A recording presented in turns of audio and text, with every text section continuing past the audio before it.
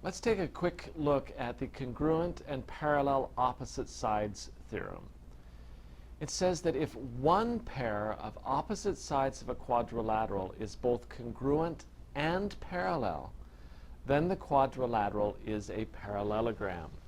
So in our figure, if segment KL is congruent to segment CA and segment KL is parallel to segment CA, then KLCA is a parallelogram. And that's all fine and dandy, you say, but how can we prove that? Oh, it's not as hard as one would think. We're going to use a wonderful little diagonal here. We happen to know that segment UL is congruent to itself by the reflexive property. The alternate interior angles are congruent. I see side angle side, so triangle KLU is going to be congruent to triangle CUL. If those triangles are congruent, then we have more congruent angles. And wow, the alternate interior angles are congruent. That's going to tell us these lines are parallel. We've just shown that KLCU is a parallelogram. Quick and easy. And of course, we are going to save one of the best for last. This is the converse of the parallelogram diagonals theorem. It says that if the diagonals of a quadrilateral bisect each other, then the quadrilateral is a parallelogram.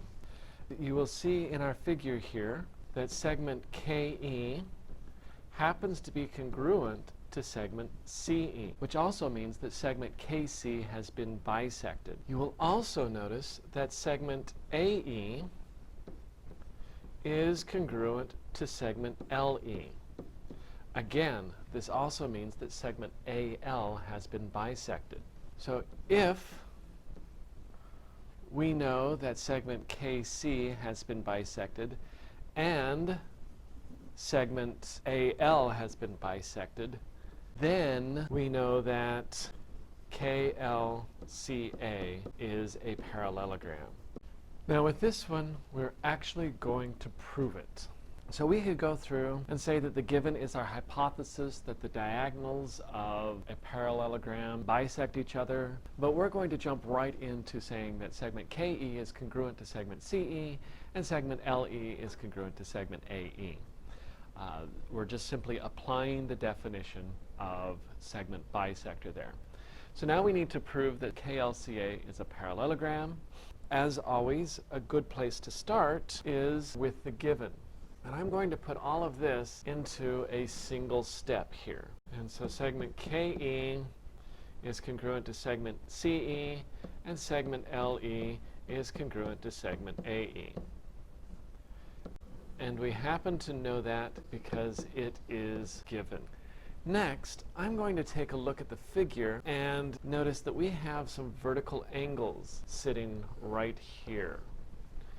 Two pair of vertical angles to be exact. So I am going to name those pairs of vertical angles. One I'm going to do right here. Angle LEC is congruent to angle AEK, and I know that by the vertical angles theorem that says that vertical angles are congruent. And notice that I'm just putting one of them over here. I'm going to take the other pair of vertical angles, and just for space reasons, I'm going to bring that over here.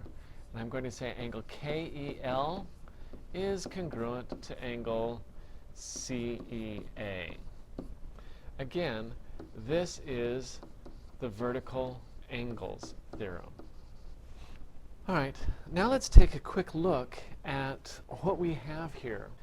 We have angle KEL along with angle CEA that are congruent.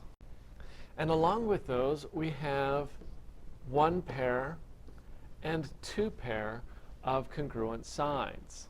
So if we put those two things together, we are going to come up with the fact that triangle KEL is congruent to triangle CEA. So notice that the triangles are congruent now because of side, angle, side.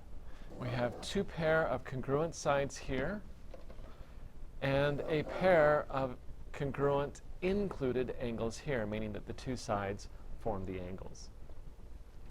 But to go along with that, we have angle LEC here and angle KEA, which are also congruent to each other. So we can combine these two statements here into a wonderful statement saying that triangle LEC is congruent to triangle AEK. And once again, that's due to the fact that we have two pair of congruent sides and a pair of congruent included angles.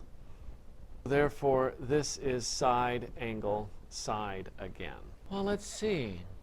If the triangles are congruent, then their corresponding parts are also going to be congruent. So this pair of triangles tells us that segment KL has to be congruent to segment CA. And of course, we can use CPCTC here. I personally like to call this the definition of congruent polygons. So we have just shown that segment KL and segment CA are congruent. But to go along with that, we have another pair of congruent triangles here. So we can say that another pair of sides are congruent. Segment KA has to be congruent to segment CL. And again, this can either be CPCTC or the definition of congruent polygons, which I prefer. What have we just said about this quadrilateral? We have just proven that opposite sides are congruent. So if opposite sides of a quadrilateral are congruent, then we can bring things all together here. These two things tell us that opposite sides are congruent. So therefore, we know that KLCA is a parallelogram. And how do we know that? That would be the converse of the parallelogram opposite sides theorem. And so you see, it's a fairly quick and easy proof using congruent triangles. Have you noticed that a lot of these proofs deal with congruent triangles? That pattern is going to come back to us, so get used to using those all over again. So let's really quickly use these theorems and see if we can determine if a quadrilateral is a parallelogram. In this example, we are told that segment PM is 18 and that segment NO is 18. And we're also told that angle M has a measure of 125 degrees and the measure of angle O is 125 degrees. Is this enough information to prove that the quadrilateral is a parallelogram? Well, I remember the converse of the opposite angles theorem. But in order to use that, we would need to know that angle P and angle N were congruent.